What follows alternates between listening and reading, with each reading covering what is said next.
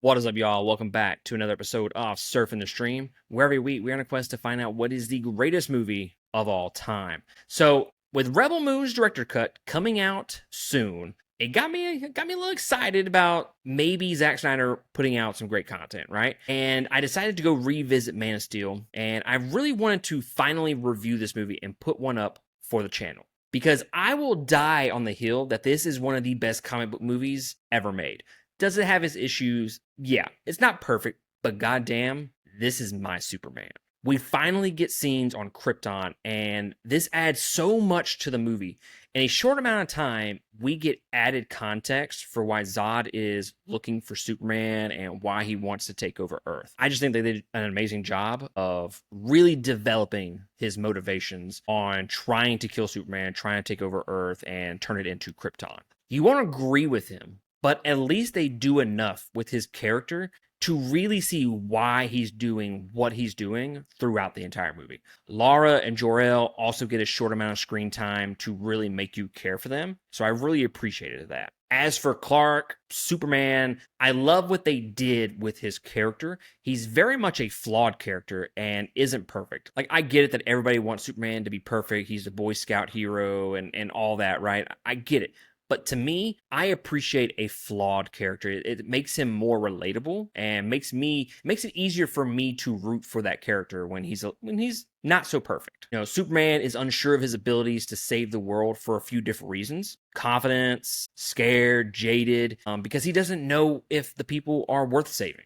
It makes his godlike character very human. Is it the traditional character of Superman? No. If you want a carbon copy of that comic book Superman, then you won't find him here. I just find this flawed version of Superman to be relatable, and it just makes me invested in his character that much more. And the movie obviously looks great still. I love the visuals and the color palette that Zack Snyder chose for this film, with the exclusion of like 2 or 3 scenes, which are very awful visually. The CGI still holds up 11 years later. And the fight scenes, we finally get a Superman that is absolutely badass. The fight scenes, the choreography, they look like they were ripped straight from a comic book or an anime. And I'm looking at you, Dragon Ball Z, because at times it felt very DBZ-esque. And Hans Zimmer, my boy Hans Zimmer, man. Did you really have to go that hard in this movie? The people of this world did not deserve that score. One of the all-time great scores. It might actually be my favorite of all time behind The Dark Knight.